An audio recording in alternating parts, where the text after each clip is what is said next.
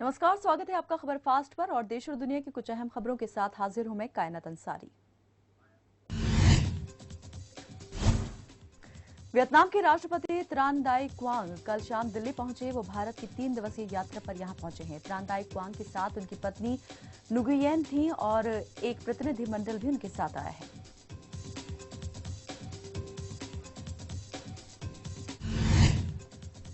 इस यात्रा के दौरान भारत का मुख्य एजेंडा दोनों देशों के बीच रक्षा और व्यापारिक संबंधों को और मजबूती प्रदान करना होगा। दोनों देशों के बीच ऊर्जा, कृषि, पोत परिवहन सहित अनेक क्षेत्रों में सहयोग को मजबूत बनाने पर चर्चा होने की संभावना है।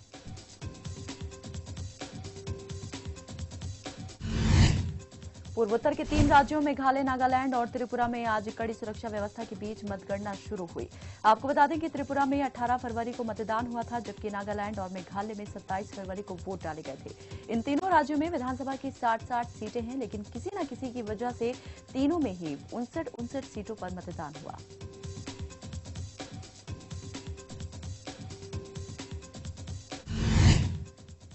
उत्तर पूर्व के राज्यों के विधानसभा चुनाव के नतीजे शेष भारत के लिए इतने महत्वपूर्ण कभी नहीं रहे, लेकिन बीजेपी की इन चुनावों में लगी ताकत और प्रधानमंत्री नरेंद्र मोदी के दौरों ने इसे बहुत खास बना दिया है। त्रिपुरा में बीजेपी गठबंधन करके चुनाव लड़ रही है, तो नागालैंड में बीजेपी एक सीट से 31 सीट तक पहुंचने का सपना देख रही है।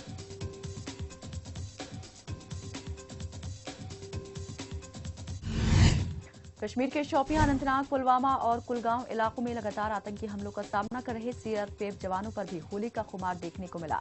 कश्मीर के अनंतनाग में जवानों ने जमकर होली खेली और एक दूसरे को जमकर गुलाल लगाया।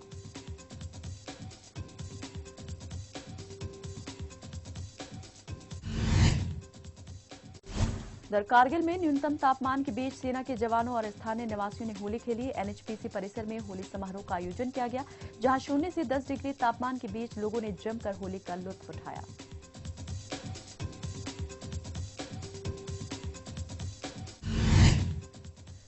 गौरी लंकेश मर्डर केस में एसआईटी को बड़ी कामयाबी हाथ लगी है।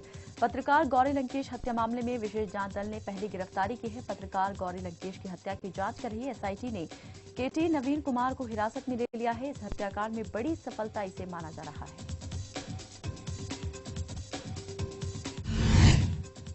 गौरी लंकेश की हत्या पिछले साल 5 सितंबर को हुई थी। एसआईटी ने शुक्रवार को 37 वर्षीय केटी नवीन कुमार को गौरी लंकेश की हत्या के मामले में गिरफ्तार किया। नवीन कुमार पर अवैध रूप से हथियार रखने का आरोप है। नवीन कुमार को इस मामले में पहला आरोपी माना गया था।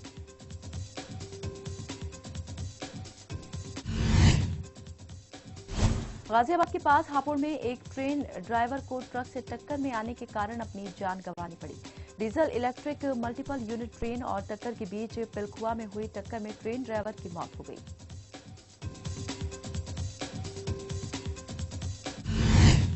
हादसे में ट्रेन कंडक्टर को भी काफी चोटें आई हैं और उसे पास के ही अस्पताल में भर्ती कराया गया। प्रशासन की लापरवाही की वजह से ट्रेन बैरियर खुला रह गया था और इसकी वजह से ये हादसा हुआ।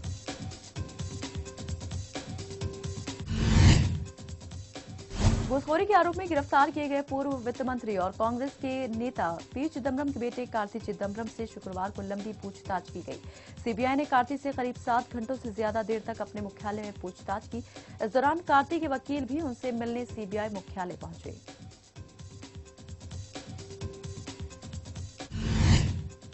गुरुवार को दिल्ली के पटियाला हाउस कोर्ट ने कार्ति को 5 दिन की सीबीआई रिमांड पर भेजा था, जिसके बाद शुक्रवार सुबह 8 बजे से सीबीआई अधिकारियों ने कार्ति से पूछताछ शुरू की।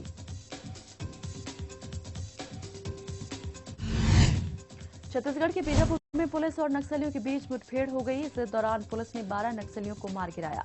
इनमें 6 महिला नक्सली भी शामिल हैं। वहीं तेलंगाना पुलिस का एक पुलिसकर्मी भी इस मुठभेड़ में शहीद हो गया।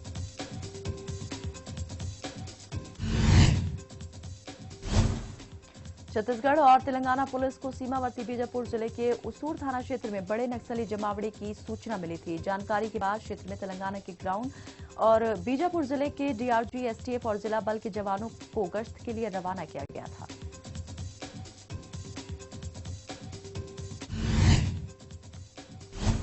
अलीगढ़ मुस्लिम विश्वविद्यालय में होने वाले दीक्षांत समारोह में राष्ट्रपति रामनाथ कोविंद को आमंत्रित करने का विरोध बढ़ता जा रहा है। राष्ट्रपति 7 मार्च को विश्वविद्यालय में होने वाले दीक्षांत समारोह में शिरकत करने वाले हैं। बुधवार को अलीगढ़ मुस्लिम यूनिवर्सिटी स्टूडेंट यूनियन के उपाध्यक्ष सज्जाद सुभान ने कहा कि या तो राष्ट्रपति महोदय 2010 में अपने दिए गए बयान के लिए माफी मांगे या फिर विश्वविद्यालय में होने वाले दीक्षांत समारोह में शिरकत न करें।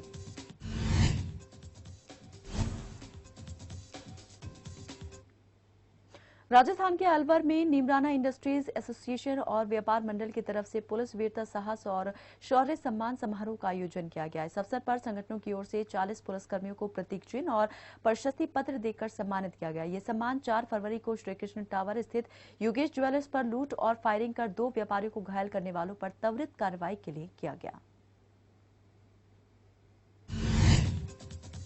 भटिंडा में होली के रंग देखने को मिले, जहां राज्य के कैबिनेट मंत्री मनप्रीत सिंह बादल लोगों के बीच होली मनाने पहुंचे। इस दौरान बादल ने देशवासियों को होली की हार्दिक बधाई दी।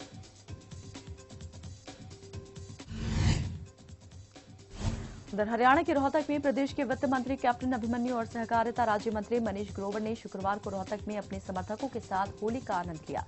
इस दौरान भारी संख्या में उनके समर्थक होली की बधाई देने उन्हें पहुंचे। कैप्टन अभिमन्यु और मनीष ग्रोवर ने होली का पर्व प्यार और भाईचारे के साथ मनाने का संदेश दिया।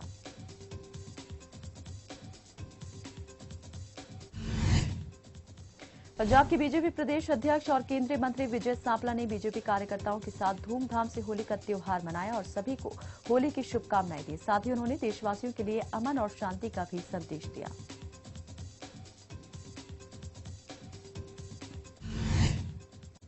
फरीदाबाद के सेक्टर 87 में होली दहन के दौरान शराबियों ने जमकर उत्पात मचाया और एक दुकानदार को लाठी डंडों से पीट कर गंभीर रूप से घायल कर दिया। सूचना मिलते ही मौके पर पहुंचे एडिशनल एसएचओ ने इस घटना को मामूली करार दिया और कहा कि ऐसी छोटी मोटी घटनाएं होती रहती हैं।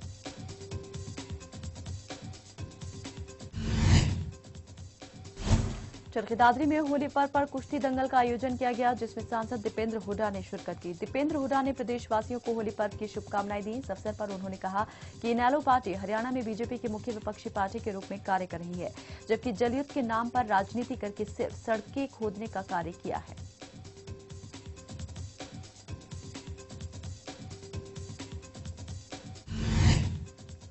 दीपेंद्र हुड्डा ने कांग्रेस की जन क्रांति रथ यात्रा पर विरोधियों की टिप्पणी पर पलटवार करते हुए कहा कि हरियाणा में परिवर्तन होने तक कांग्रेस की रथ यात्रा चलती रहेगी। साथ ही कहा कि जींद रैली में जनता ने सरकार के खिलाफ अविश्वास प्रस्ताव पारित कर साबित कर दिया है कि आने वाले समय में बीजेपी का प्रदेश से सुपड़ा साफ होना निश्चित है।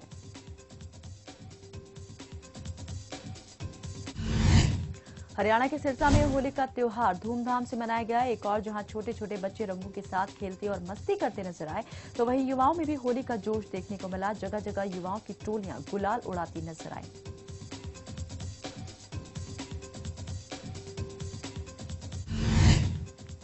होली के मौके पर मुख्यमंत्री मनोहर लाल खट्टर ने आंगनबाड़ी कार्यकर्ताओं को बड़ा तोहफा दिया और कर्मचारियों के वेतन को थोक मूल्य सूचकांक से जोड़ने की घोषणा की, जिससे कर्मचारियों में खुशी का माहौल रहा। इसके अलावा उन्होंने आंगनबाड़ी कार्यकर्ताओं की सेवाओं को अर्धकुशल और कुशल श्रेणियों में वर्गीकृत करने की घोषणा भी की।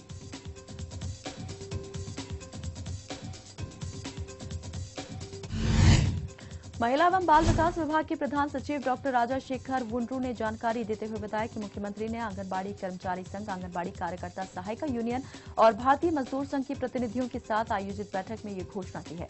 उन्होंने कहा कि देश में इन लाभों को लागू करने वाला हरियाणा पहला राज्य है।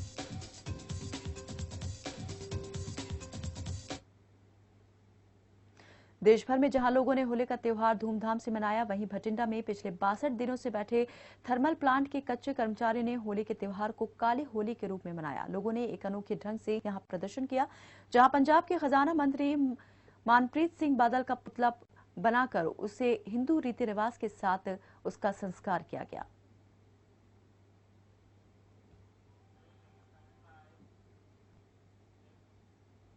वक्त एक ब्रेक का, जल्द हाजिर होते हैं।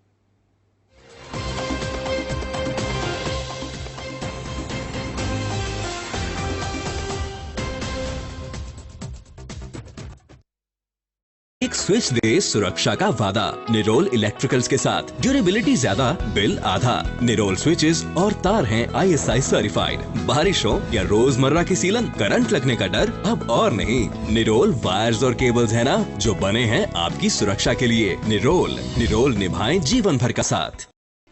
हरियाणा की वर्तमान सरकार के 3 वर्ष पूरा होने के अवसर पर पत्रकार मिलन कार्यक्रम के दौरान पंचकुला में 26 अक्टूबर 2017 को मुख्यमंत्री श्री मनोहर लाल ने कहा था, हम हर महीने करेंगे एक और सुधार। हर महीने एक नया सुधार इस कार्यक्रम के अंतर्गत आपको बताएंगे कि कैसे कैसे सुधार की व्यवस्थाएं और हम करने वाले हैं। हरियाणा सरकार के पहले एक और सुधार के बारे में देखिए एक विशेष कार्यक्रम, आइए पहुंचे जल के आंसू।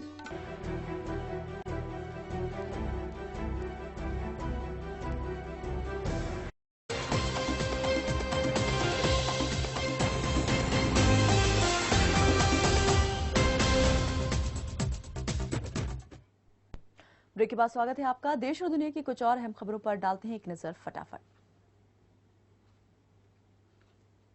पंजाब की संगरूर पुलिस ने बड़ी कामयाबी हासिल की है। पुलिस ने एक गिरोह की 2 शातिर महिलाओं को गिरफ्तार किया है, जो कुछ पुरुषों को अपने झांसे में फंसाती थी। बाद में उनका अश्लील वीडियो बनाकर उन्हें ब्लैकमेल किया करती थी और लाखों रुपए ऐंठा करती थी।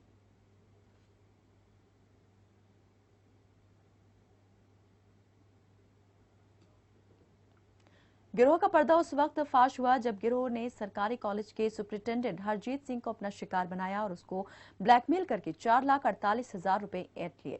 फिलहाल पुलिस ने हरजीत की शिकायत पर गिरोह की 2 महिलाओं को गिरफ्तार कर लिया है। वहीं गिरोह के बाकी सदस्यों की तलाश जारी है।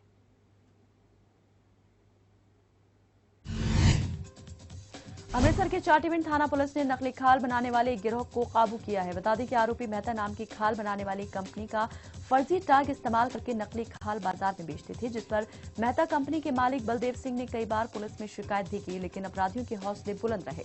हालांकि पुलिस ने मामले के मुख्य आरोपियों सुखदेव सिंह, वरियाम सिंह और कुलदीप सिंह के खिलाफ मामला दर्ज कर लिया है।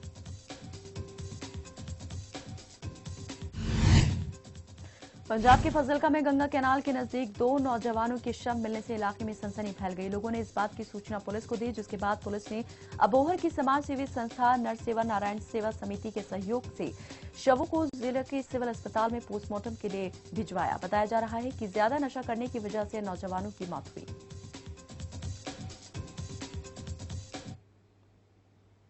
पंजाब की धुरी में संगरूर पुलिस ने अश्लील वीडियो बनाकर ब्लैकमेल करने के मामले में 2 महिलाओं को गिरफ्तार किया है। आरोपी महिलाओं पर सरकारी कॉलेज के सुपरिटेंडेंट को ब्लैकमेल कर पैसे ऐंठने का आरोप है। पुलिस की माने तो आरोपी महिलाएं हनी ट्रैप के जरिए लोगों को फंसाती थीं और अश्लील वीडियो बनाकर उनसे पैसे ऐंठने का काम करती थीं। गिरोह का पर्दा उस वक्त फाश हुआ जब आरोपी महिलाओं ने सरकारी कॉलेज शहीद उधम सिंह के सुपरिटेंडेंट को अपना शिकार बनाया और उन्हें ब्लैकमेल कर उनसे 4,48,000 रुपए ऐंठ लिए। पीड़ित की शिकायत पर पुलिस ने कार्रवाई करते हुए गिरोह के 2 सदस्यों को गिरफ्तार कर लिया है, जबकि गिरोह के बाकी सदस्यों की तलाश जारी है।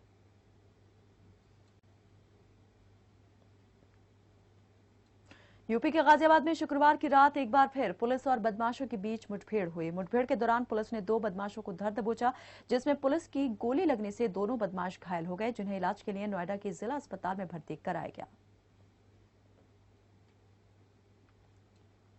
वहीं इस मुठभेड़ में एक पुलिसकर्मी भी घायल हो गया, जिसका इलाज चल रहा है। पकड़े गए बदमाशों से एक मोटरसाइकिल समेत 2 तमंचे पुलिस ने बरामद किए हैं।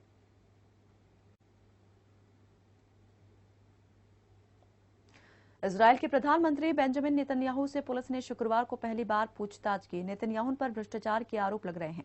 उनसे 2 मामलों में पूछताछ की गई और नेतन्याहू द्वारा टेलीकॉम कंपनी को फायदा पहुंचाने का आरोप उन पर लग रहा है।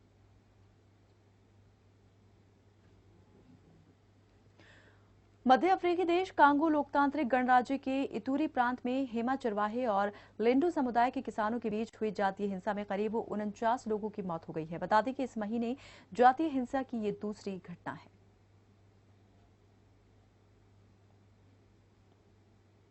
1998 और 2003 के युद्ध के बाद से दोनों समूहों के बीच तनाव काफी कम हो गया था, लेकिन हाल के कुछ महीनों में जमीन को लेकर जारी विवाद के कारण दोनों समूहों के बीच तनाव काफी बढ़ गया है। फरवरी में सशस्त्र हेमा और लेंडू समुदाय के बीच हुई हिंसा में करीब 30 लोगों की मौत हुई है।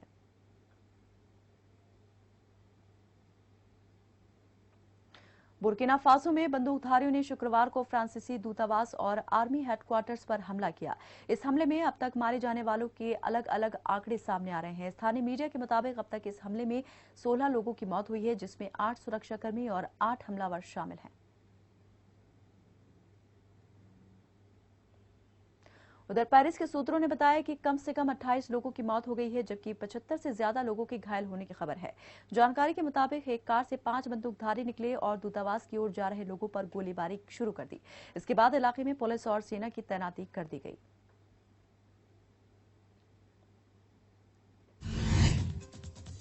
व्हाइट हाउस की संचार निदेशक होप हिक्स ने कहा है कि वो इस्तीफा दे रही हैं। होप राष्ट्रपति डोनाल्ड ट्रंप की कार्यालय के दौरान पद छोड़ने वाले चौथे व्यक्ति बन जाएंगी। जानकारी के मुताबिक 29 वर्षीय पूर्व मॉडल और ट्रंप संगठन के पूर्व कर्मचारी होप अमेरिकी राष्ट्रपति के सबसे लंबे समय तक सेवा करने वाले सलाहकारों में से एक रही हैं।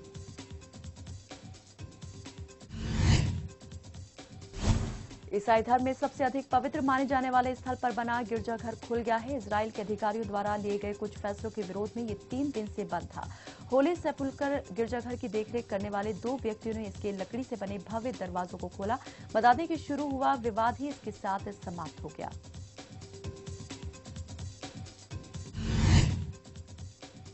बैंक कर्मचारियों के संगठन ने सार्वजनिक क्षेत्र के बैंकों के निजीकरण की मांग की आलोचना करते हुए केंद्रीय वित्त मंत्री अरुण जेटली को पत्र लिखा है।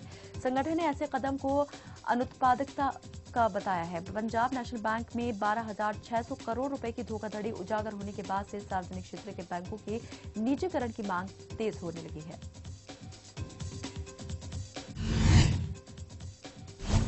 टीम इंडिया के पूर्व तेज गेंदबाज वेंकटेश प्रसाद ने भारतीय क्रिकेट कंट्रोल बोर्ड की जूनियर राष्ट्रीय चयनकर्ता समिति के चेयरमैन पद से इस्तीफा दे दिया है। वेंकटेश प्रसाद ने अंडर 19 वर्ल्ड कप में भारत के चैंपियन बनने के 1 महीने के भीतर ही चेयरमैन पद से इस्तीफा दिया है। प्रसाद चेयरमैन के पद पर 30 महीने तक रहे। माना जा रहा है कि प्रसाद ने व्यक्तिगत कारणों से इस पद को छोड़ा है। उन्होंने कहा कि वो हितों के टकराव से बचना चाहते हैं।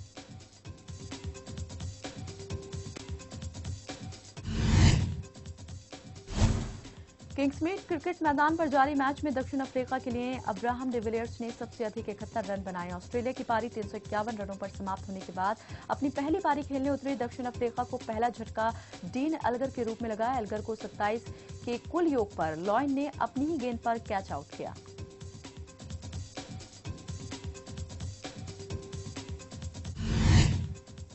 भारतीय महिला पहलवान नवजोत कौर ने शुक्रवार को एशियन रेसलिंग चैंपियनशिप में गोल्ड मेडल जीता। नवजोत ने 65 किलोग्राम भार वर्ग में जापान की मिया इमाई को 9-1 से हराकर ये मेडल जीता है। बता दें कि नवजोत कौर मिया के बीच हुई एशिया रेसलिंग चैंपियनशिप का फाइनल मुकाबला किर्गिस्तान के बिश्केक में खेला गया।